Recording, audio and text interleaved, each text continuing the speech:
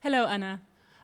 We just introduced you to the audience here in Sharjah, and we look forward to your talk. Welcome to the P2P conference. Put the video.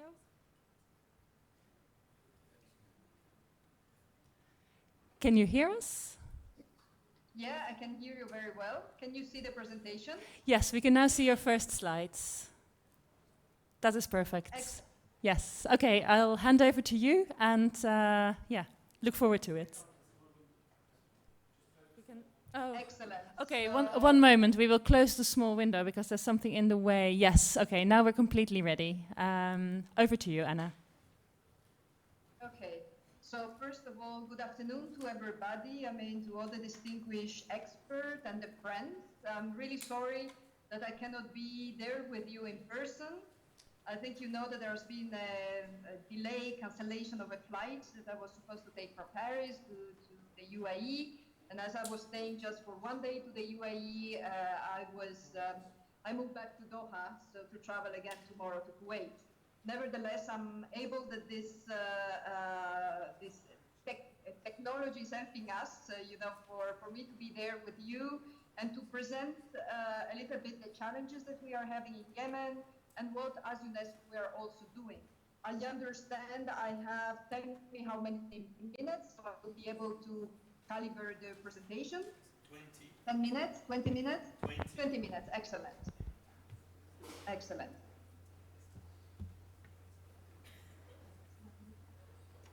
Sorry, I have a problem in moving the...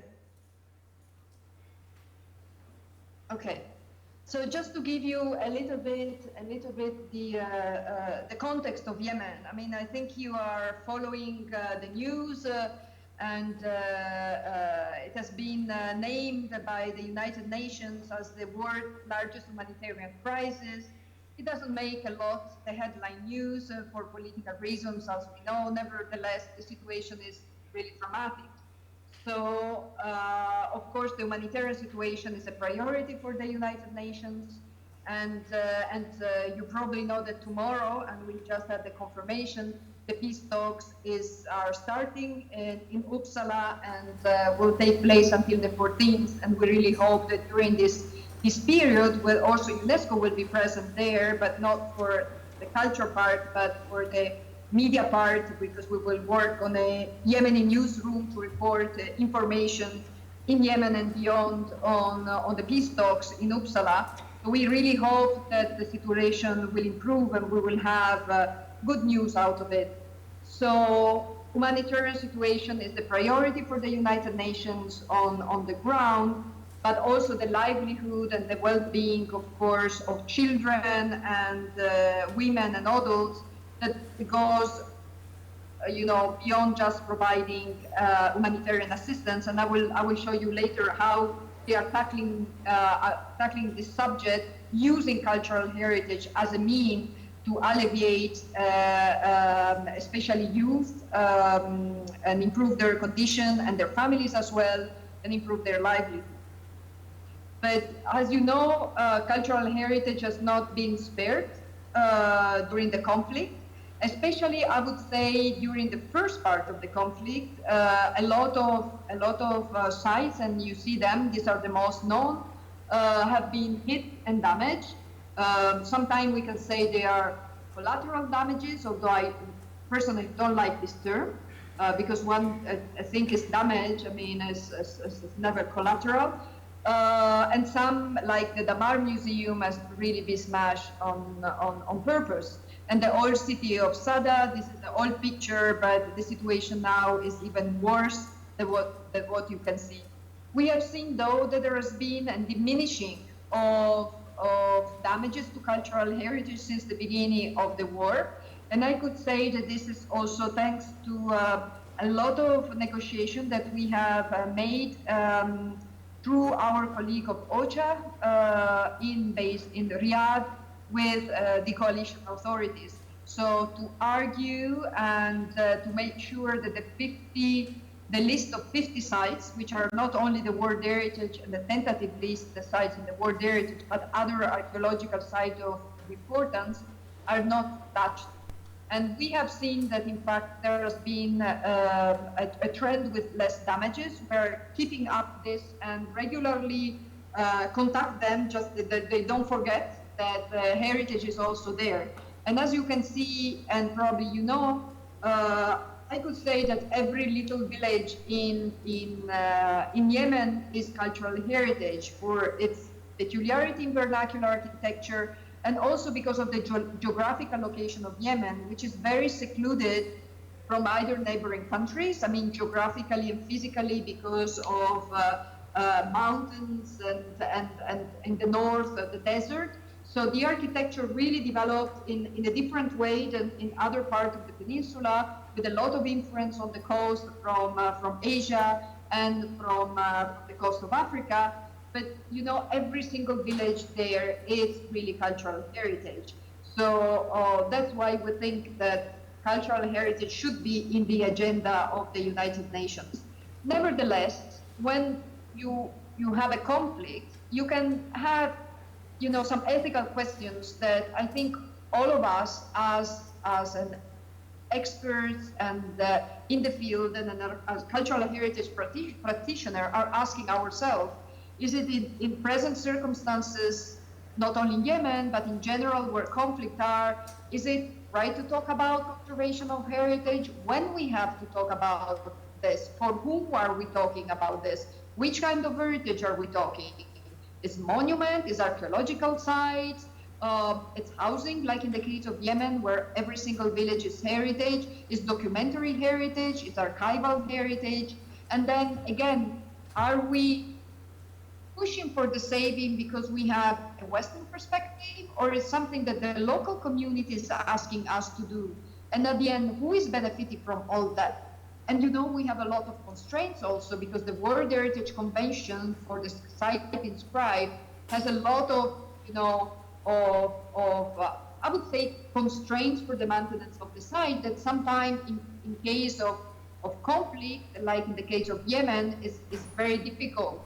You know, now, for example, we are talking about the monitoring mission for Socotra, where the World Heritage Committee has approved, but you know, the situation is almost impossible to reach the island. And especially for UN staff, that we have some security, how can I say, rules to apply and to make sure to obey is difficult. Yet, you know, the committee push, but there's no flexibility in looking in different ways where we can report. No, we can report only going ourselves on the mission. So I think there are some constraints that the World Heritage Convention has when we talk about heritage in conflict. So, and also we see more and more, especially with Syria and with Iraq, as heritage is being kidnapped for political reasons, and how culture is being manipulated and cultural heritage is being manipulated as a political element. So these are all questions that I think are very pertinent, and that in our brainstorming also at the office and with the expert on Yemen, we are trying to give answers. Of course, it's the answer based on the situation of the country. You cannot have a general things, but I think it's very important for us to work within a system. Because of the case of Yemen, where the political attention is very low, the media attention is very low, the humanitarian crisis is a disaster, the implication of donors is very limited, especially the traditional donors. You know, there are no embassies there are no institutes, you know, foreign institute for archaeology or other over there. So we have to work to make sure that culture remain on the agenda, but within the mechanism that the United Nations are putting at our disposal.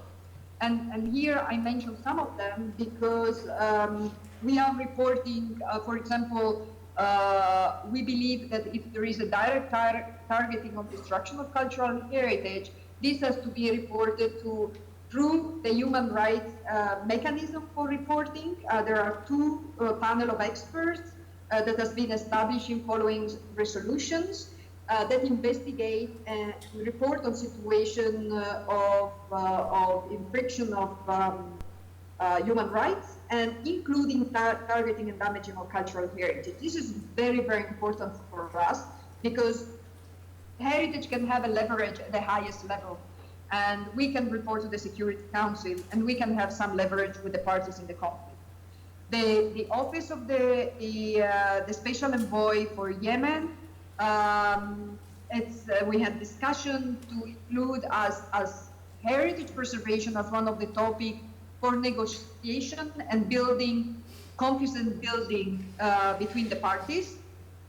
It's not going to happen this time because the peace talks are happening tomorrow, and this is happened very quickly, but it's still on the agenda for the future, because also at political level they realize, yes, the target of cultural heritage for political reasons, but culture can be also an element of confidence building between the parties in the conflict, and that's what we are pushing for it. So these are the World Heritage Sites in Yemen. I don't have to repeat. I think that you know there are also 10 properties on the tentative list. Some of them, you know, touched by the armed conflict, whether by air or on the ground. And in 2015, we had launched, as soon as the war started, an action plan. And I can say that this action plan is 3 years old.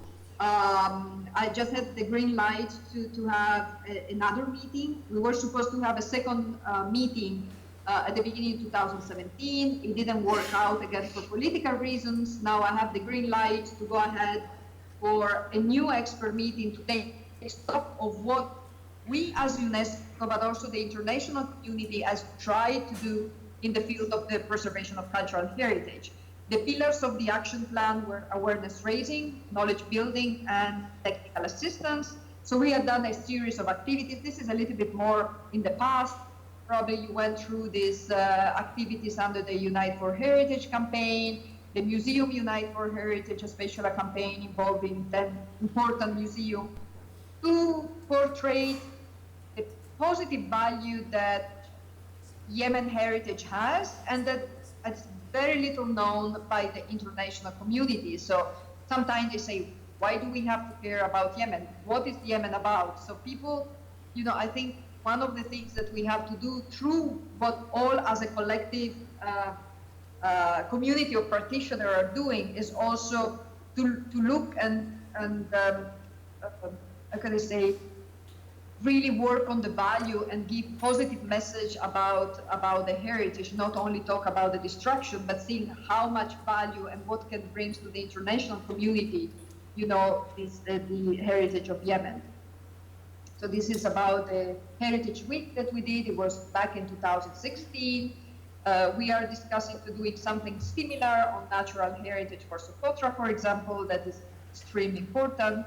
So it really raised the attention, but we should have kept it, you know, continuing. You know, one event is not enough. I think to raise the awareness, the international community, this should go on and on.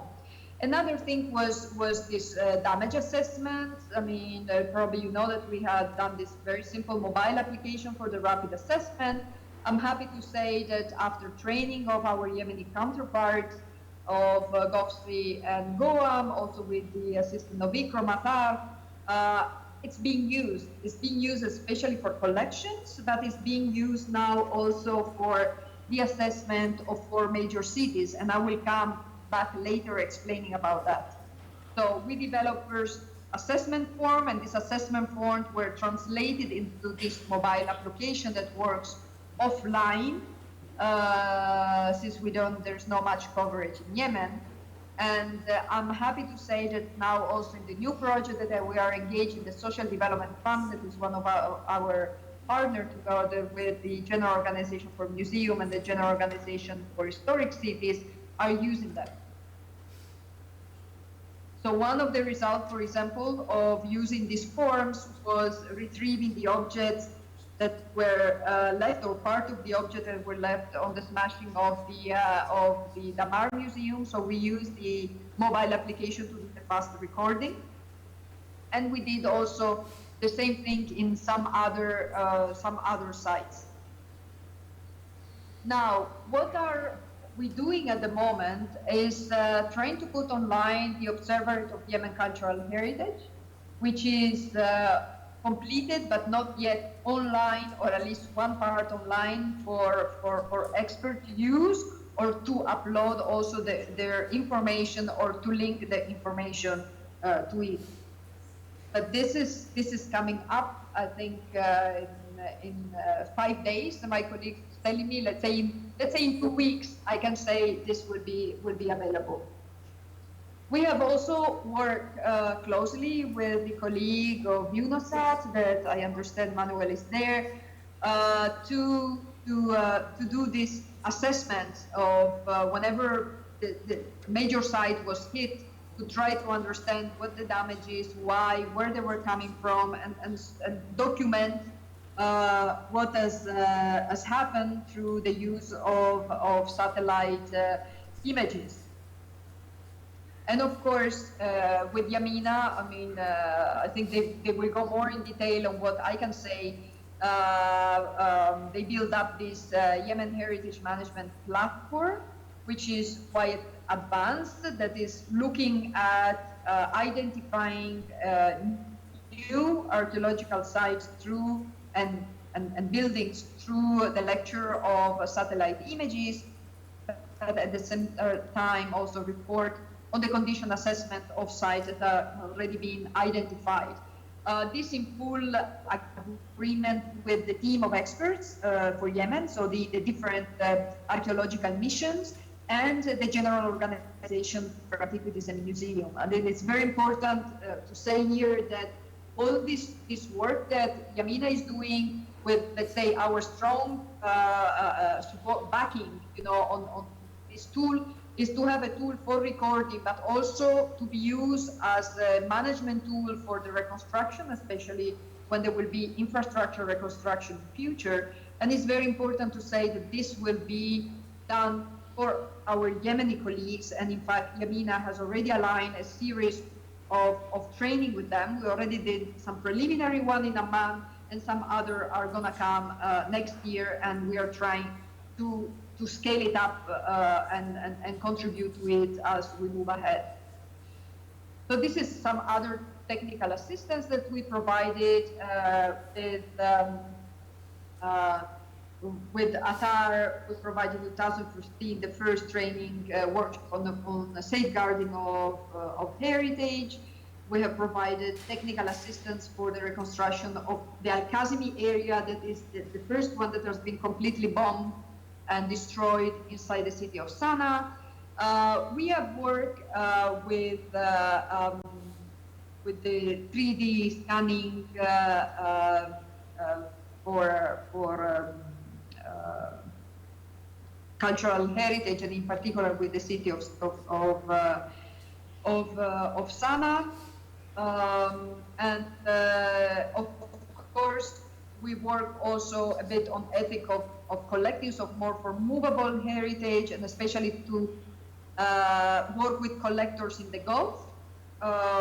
We have done the first brainstorming. We're going to do a second one within June, getting together all the major collectors in the Gulf, so to advise them on not to collect artifacts from Yemen and countries in conflict in the region if the provenance is not clear. So to try to cut these circles of artifacts within the source. So from the part that are actually instigating and starting the process, which are the buyers and the end users of the cultural good. So this is a few things. Of course, there are a lot of challenges. Here you see just a few pictures about Sana'a. You know, in this void, let's say, of governance in the country, where the local institution, and now you have double local institution, because you have the one in the north and the one in the south, and they don't talk to each other. And when they don't have the capacity also to survey and to assess all the time, because simply their staff is not paid, has not been paid for the past 2 years. So a lot of these people are going on voluntary basis, or they get money for different projects and so on. So in this void of governance, of course, a lot of construction using modern material is taking place, in particular in historic centers. And there is very little that you can do when this is happening on private property, and where the authorities have not the power neither to control, not to enforce legislation. So this is also a risk, because of course it goes into the legal constructions, and also brings in the long term, as this continues, a loss of traditional knowledge. Now, what are we going to do in concrete terms? I think for us, the entry point, as you see, the all United Nations are working for humanitarian. So whatever UNESCO does is not fit into the humanitarian.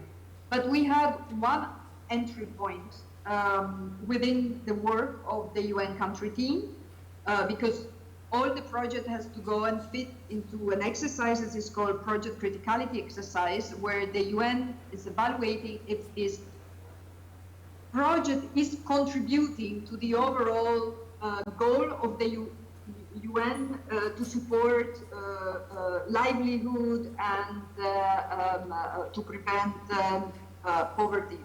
So we said, okay, what we're going to target is actually, we're going to target youth, and we are target communities to provide them first livelihood, and the final end result is the conservation and restoration of heritage. But the first target is not the heritage per se, are the people. So we are providing livelihood for people, so it means money and incentive for people to work and continue and being trained on this work to restore.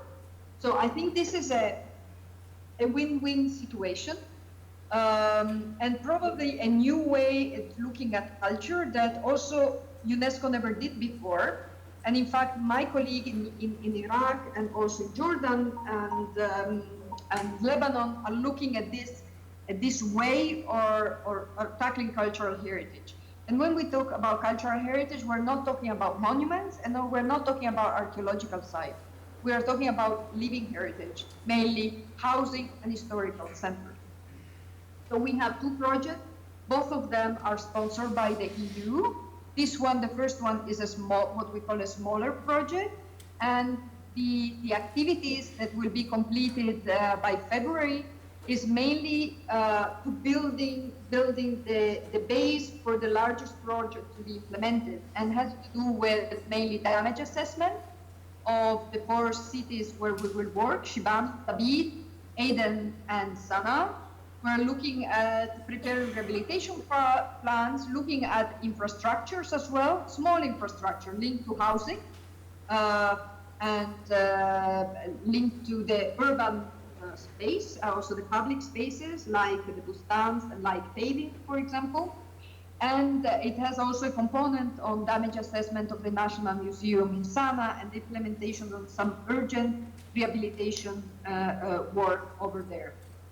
Based on this one, we signed a 10 million euros project at the end of July, always with the EU, that again look at livelihood of youth. And if you look from the title, you know, it's cash for work, so it means providing means for youth and their family to support themselves, but engaging them in the reconstruction, restoration, rehabilitation, cleaning of housing and urban heritage in the 4 cities. So this will have a strong involvement of the civil society. So, and will be the largest part of the project. It will be this cash for work scheme, but we will have also a scheme of small grants that we will give out to small NGOs to do punctual projects in areas of these 4 cities and other areas that will be linked to the rehabilitation of heritage. It could be a well here, it could be some water management, it could be some small infrastructure, it can be repairing the windows or the roof and so on. So it will have these two main components, youth livelihood and small grants. Also for creative industries, and which is mainly handicraft and art and so on, where women usually are more involved. Again, it will be a lot of skill developments through job training of these youth. A lot has already been trained through projects that were managed by GIZ rather than by the Italians and by the French. But we want to expand this pool of youth and maintain this knowledge and craftsmanship that will be used for the reconstruction and recovery later on. So this will be just the first pilot project. I should see that it has taken the attention of the EU, and I'm very happy that actually they listen to us, and we could find a mechanism to work with, also because they don't sponsor direct reconstruction of monuments, and we also are convinced that it's not where we have to start from, at least in the case of Yemen. So the project, of course, will establish an office. I mean, we are just in negotiation of office space. It will have local and international personnel, both in Doha and in Sana'a. It will create opportunities for youth. At the same time, restore heritage, increase awareness. There will be a good component of awareness raising inside the country and outside the country. And so we are hope also to engage some other donors to look at other areas that are more rural areas, heritage in rural areas, that just instead of heritage in urban areas. It will generate 500,000 working days in the payroll of youth. And again, it will benefit people and small businesses and small enterprises. If you think about restoration of cultural heritage in Yemen, it's all done with traditional material. So it will not only benefit the youth and the families, but also, you know, the small entrepreneur that will provide this material locally. And given the blockade on the countries and the possibility to import in the countries anything, I would say, you know the situation of Odeida port and so on. I mean, it will be a self-sustained project within Yemen without any import from the outside. So I think that's what I wanted to say, and I wanted to thank you for this opportunity. I hope you could hear me well and also see the presentation, and I thank you very much, Yamina, for these opportunities. I value very much the partnership that we have with them, and I value very much the partnership that we have had for many, many years with Ikromatar, that is our strong ally, you know, for what concerns on capacity building in Yemen and beyond Yemen. So thank you very much.